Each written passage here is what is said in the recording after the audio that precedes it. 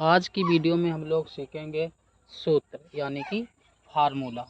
ठीक है, आज की वीडियो में हम लोग सीखने वाले हैं फार्मूला। ठीक है, तो आज हम लोग करणी सीखेंगे। क्या सीखेंगे? करणी होगी, करणी के फार्मूला सीखेंगे और कल आपको करणी के सूत्र बताएंगे।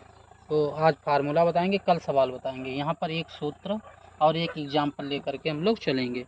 ठीक है, जैसे कि पहला आपका जो एग्जाम्पल दिया गया है, घातांकी का गुणनफल दिया गया। क्या? घातांकी का गुणनफल। घातांकी का गुणनफल, गुणनफल। घातांकी मतलब पावर होगी और उसका हम लोग क्या कराएंगे? गुणा कराएंगे।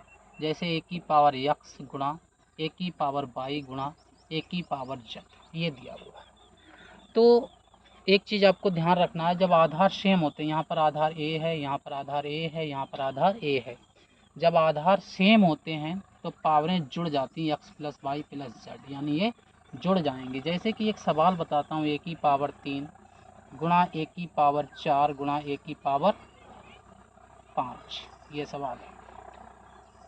ठीक है, 5। इसे जब हम लोग लगाएंगे तो पावरें जो आधार सेम है तो जुड़ जाएंगे, तो ए की पावर 3 प्लस 4 प्लस 5। ठीक है, तो कितना आ जाएगा? ए की पावर 3 4 7 5 12, ये बन गया। ठीक है, तो पहला सूत्र आपको समझ में आया होगा। दूसरा आपको बताते हैं करणी का भागफल। ठीक है, अभी गुणनफल था, अब बताएंगे आपको भागफल। तो यहाँ पर अब आएगा भागफल। ठीक है, ये आपको भागफल सिखाएंगे। ठीक है, जैसे कि एक्स की पावर बाई, चलो ए की पावर एक्स भाग ए की पावर बाई। ठीक है, भाग का मतलब होता है बटे। इसे दो फॉर्म में लिखा जा सकता है, एक तो आप सीधे लिख सकते हैं, और एक चीज़ ध्यान रखना है, जब भी आधार सेम हो और भाग हो तो वहाँ पे पावरें जो होती हैं वो घटती हैं। पावरें क्या होती हैं? घटती हैं। तो आधार सेम रहेगा, पावरें आपकी घट जाएंगी। और इसे ऐसे भी ले सकते हैं, ए की पावर यक्स अपान ए की पावर बाई, तब भी आपका इसी फॉर्म में आएगा। ये फॉर्म आपकी सेम रहेगी, कोई सी भी फॉर्म आप लिखेंगे सेम आएगा। ठीक है, एक सवाल आपको करके बताता हूँ, ए की पावर 3 भाग ए की पावर 2। तो चाहे तो आधार सेम है तो यहाँ पर ए की पावर 3 माइनस 2, या फिर इसे इस फॉर्म में लिखना चाहें तो लिख लो ए की पावर 3 बटे में ए की पावर 2। चाहे तो आप काट लेंगे तब भी यहाँ पर आपका एक बचेगा, एक पावर लिखी नहीं जाती, और चाहे तो आप इस फॉर्म में लिख देंगे।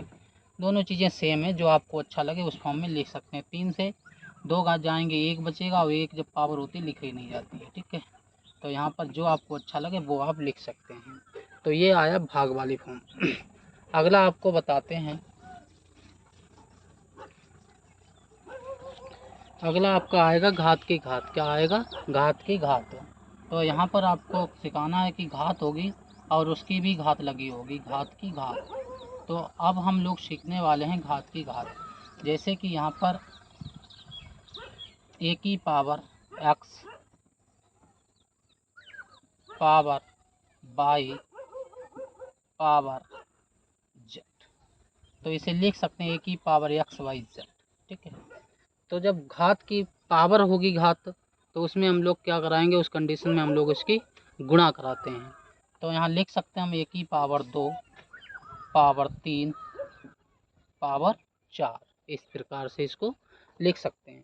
तो यहाँ पर इसे हम लोग लिख सकते हैं ए की पावर 2 गुणा 3 गुणा 4, यानी कितना आ जाएगा? 4 3 12, 12 दूनी 24, या 3 दूनी 6 6 चौक 24, यानी ए की पावर 24। ये आपका आंसर आ गया। अगला आपको गुणनफल की घात बताता हूँ। कई पद रहे होंगे वो गुणनफल में आए होंगे और उनकी हम लोग क्या करेंगे? घात बताएंगे। तो गुणनफल की घात आएगी, काय की? गुणनफल की घात।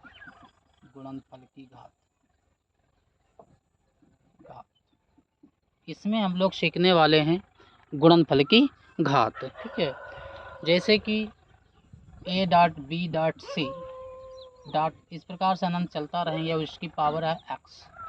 तो इसे देखो किस फॉर्म में लिखा जा सकता है? इसे लिखा जा सकता है, इसके अंदर जो भी पद होंगे सबकी पावर ये वाली घात बन जाती है। तो ए की पावर एक्स डॉट बी की पावर एक्स डॉट सी की पावर एक्स डॉट, इस प्रकार से चलता रहता है। जैसे कि एक सवाल आपको बताता हूँ, यहाँ पर 2 dot 3 dot 4 dot dot, power दे दी यहाँ पे 2। तो इसे इस फॉर्म में लिखा जा सकता है 2 की पावर 2 डॉट 3 की पावर 2 डॉट 4 की पावर 2 डॉट, इस फॉर्म में इसको लिखा जा सकता है। अब कुछ नियम आपको बताते हैं व्युत्क्रम के। कल की डेट में इनके सारे हम सूत्र तो आज हो ही जाएंगे, कल की डेट में आपको सवाल करवाऊंगा। अब कुछ व्युत्क्रम बताते हैं। व्युत्क्रम बोले तो उल्टा होता है, उल्टे बताता हूँ, ठीक है। जैसे कि पहला सूत्र होता है ए की पावर m, जब इसे हम लोग उल्टा करके देखो, उल्टा का मतलब होता है इसके बट्टे वन मानेंगे, और वन को जो हमारा हर होता है उसे अंश बना देंगे, और जो अंश है उसे हम लोग हर बना देंगे। तो इसमें क्या फ़र्क पड़ता है वो हमें सीखना है। वन ऊपर जाएगा, बटे की लकीर सेम रहेगी। पावर जो होती है वो केवल चेंज होती है, जब पॉजिटिव पावर होगी निगेटिव हो जाएगी, और निगेटिव पावर होगी वो पॉजिटिव हो जाएगी। यहाँ पे पॉजिटिव पावर है तो ये पावर जो है वो निगेटिव बन जाएगी। इसको इस फॉर्म में लिखा जा सकता है। यदि यही माना कि इस फॉर्म में होता तो इसे लिख सकते थे इस फॉर्म में, मतलब पावर केवल चेंज होगी, निगेटिव है तो पॉजिटिव हो जाएगी, और पॉजिटिव है तो निगेटिव हो जाएगी, ठीक है। जैसे एक सवाल बताता हूँ 5 की पावर 3, तो इसे लिख सकते हैं 1/5 की पावर -3। यदि यहाँ पर लिखा होता 5 की पावर -3 तो लिख सकते थे 5 की पावर 3। इस फॉर्म में इसको लिखा जा सकता था, ठीक है। इस फॉर्म में इसको लिख सकते थे। जैसे यहाँ पर 5 की पावर यदि -3 आए तो इसे लिख सकते हैं 1/5 पावर 3। इस फॉर्म में इसको लिख सकते हैं। एक चीज़ और आपको बताता हूँ, इसी का दूसरा एक शब्द है, इसे भी आप सीख लीजिएगा, सेकंड पार्ट। तो यहाँ पर आपको दिया है ए अपान बी की पावर m, तो इसे देखो कैसे लिखा जा सकता है। ये अंश अपान आर है, जब ये ब्रैकेट्स हम लोग ओपन करेंगे तो जो हमारा अंश होगा उसकी पावर जो होगी वो सेम रहेगी, और जो हर होगा उसकी पावर वही बन जाएगी, ठीक है। और यहाँ पे आधार तो सेम हो ही नहीं, है नहीं।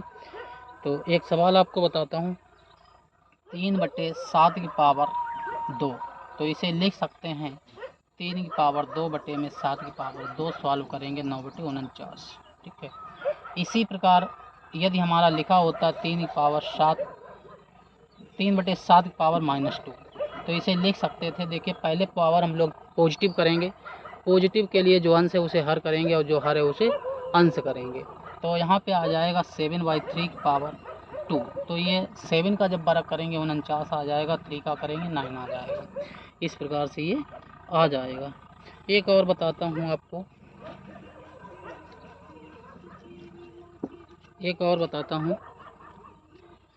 अगला जो है आपका, ये दोनों बहुत इम्पोर्टेंट हैं। ए की पावर m बराबर b, ए की पावर m बराबर b।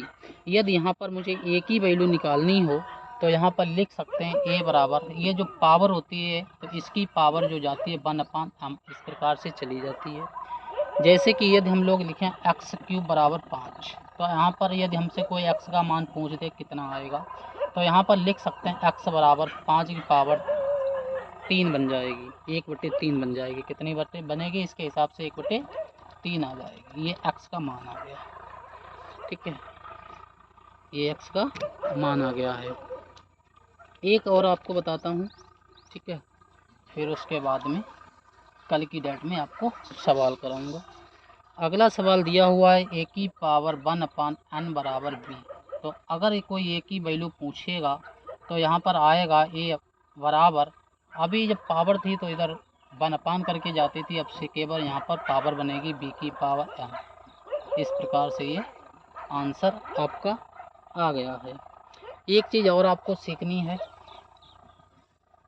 कोई भी पद हो और यदि उसकी पावर 0 हो रही है तो उसकी वैल्यू हमेशा 1 होगी। जैसे कि यहाँ पे 5 की पावर 0 वैल्यू 1, 1000 की पावर 0 वैल्यू 1, कितना भी हो 1050 की पावर 0 वैल्यू 1, मतलब कुल मिला के जिसकी पावर 0 हो जाएगी उसकी वैल्यू 1 हो जाएगी, चाहे भी जितना भी हो, ठीक है।